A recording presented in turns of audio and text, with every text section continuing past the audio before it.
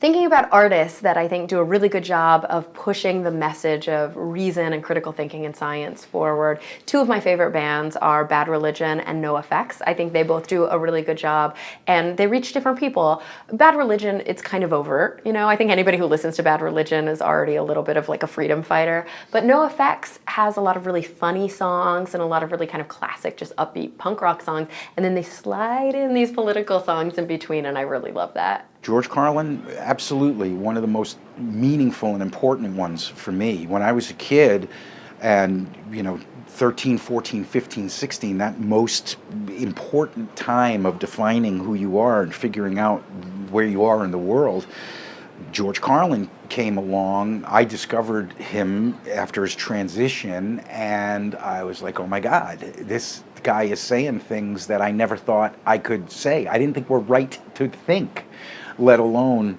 be funny about, and it just completely altered my way of being in the world. Anyone who's provoking people and preferably doing it in an enjoyable way is someone I admire. That's people like Ricky Gervais, for example, who does it in a comedic way. There was George Carlin in the old days, by the way.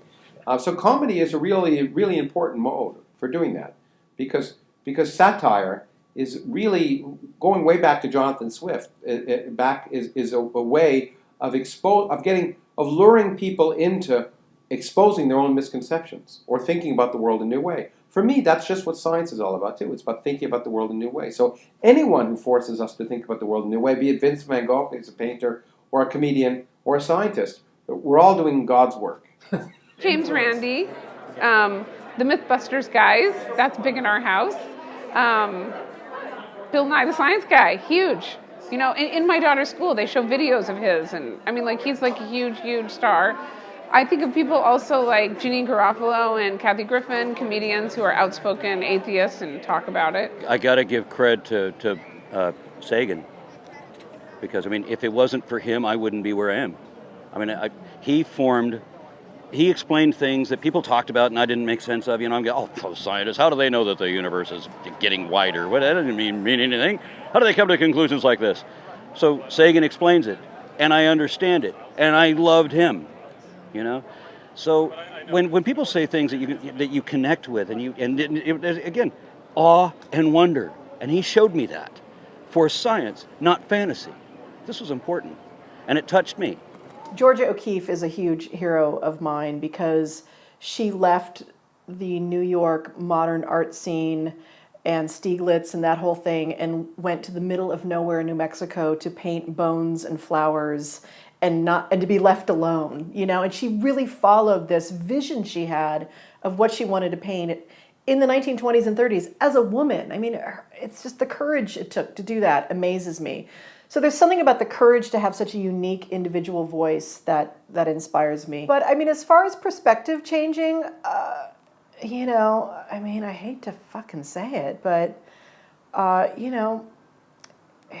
it was my dad. He was the one who I would see him do another, especially as I became an adult, I'd see him do an HBO show, or I would show up and he would never let me see his stuff before it was in like the perfect HBO form.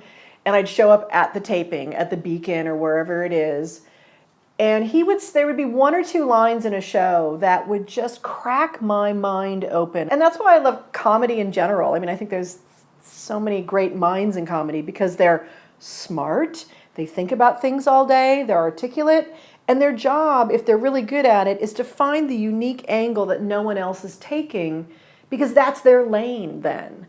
And when they find that unique angle, that's an opportunity for your mind to kind of go a little bit. And I think it does make the world a better place. And we have this rule at my house that there's no such thing as bad words, only bad intentions. I've been saying that since she was born. There's no such thing as bad words. You can say whatever you want. Only bad intentions. And I know she got it and she figured it all out, because when she was 6, I picked her up from school and she goes, "Hey, Dad, is crap a bad word?" And she goes, "I know there's no such thing as bad words, but do people think that crap is a bad word?" I'm like, I don't know. Why do you ask? She goes, "Well, none of the kids in my school think poop is a bad word. Half the kids in my school think crap is a bad word, but all the kids in my school think shit is a bad word." She goes, but they kind of mean the same shit. And I'm like, that's the shit I'm talking about. She's like, yeah, that's pretty fucked up shit. I'm like, fucking A. That story sounds unbelievable, I know, but she's pretty extraordinary, that kid.